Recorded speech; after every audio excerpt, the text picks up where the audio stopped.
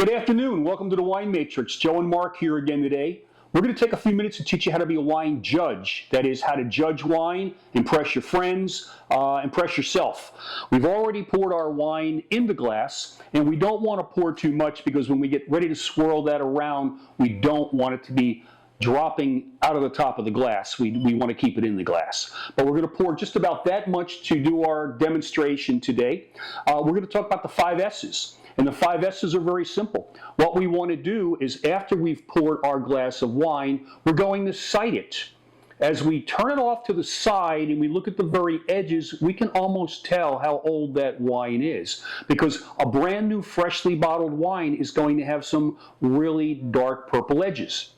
As it ends up getting older, those edges turn orange, and then they turn into almost like a brickish orange type kind of a color, indicating an older wine. This today, as we look at that, is a relatively young wine. When we're looking at whites, whites also have a tendency to be a little bit more amber, a little darker in the edge as they get older as well. So the first thing we're doing is we're sighting our glass. The next thing we're going to do is we're going to swirl our glass. What swirling does is it enables the wine to breathe. Technical term we like to call volatilizing the esters. Use that on your neighbors next time they're over for dinner. We're going to swirl the glass. We're going to allow air and oxygen to get in the glass, open up those molecules, open up those flavor components, open up the aromas. We're going to let it breathe ever so slightly. The next thing we're going to do is we are going to smell. Smelling helps us to get all of the aromas freshly in this glass. What are we smelling? Cherry, blackberry, dark fruits, a little bit of tobacco, maybe a little bit of cedar, maybe a little bit of oak, maybe a little touch of vanilla or chocolate. There's all kinds of aromas in here, but by swirling the glass and smelling, we get the really full benefit of what's in that glass. Now, little trick on smelling. Don't do this. That does nothing for you. Ever meet a dog? What does a dog do? Dog walks up to you and does little short bursts of sniff, right?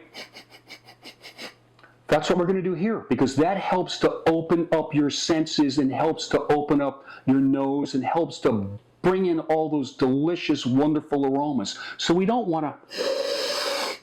That really doesn't do a whole lot for us, but...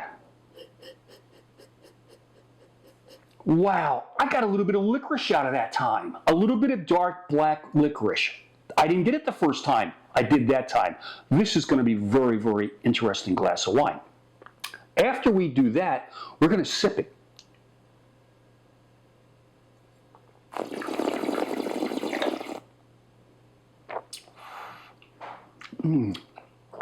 Breathe in a little bit of air. We don't need a lot of wine, just a little bit of wine. And while it's in your mouth, breathe in a little bit of air if you can without choking. Don't tilt your head back like that because you're going to end up gargling and it's going to be a big problem. But breathe a little bit of air in.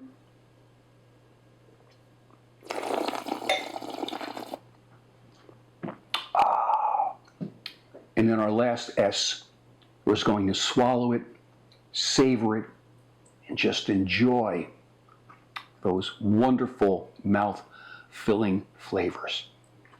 Hope you enjoyed the session. We'll see you on the next Wine Matrix. Thanks for watching the Wine Matrix. If you enjoyed it, please like and subscribe. We'll see you next time.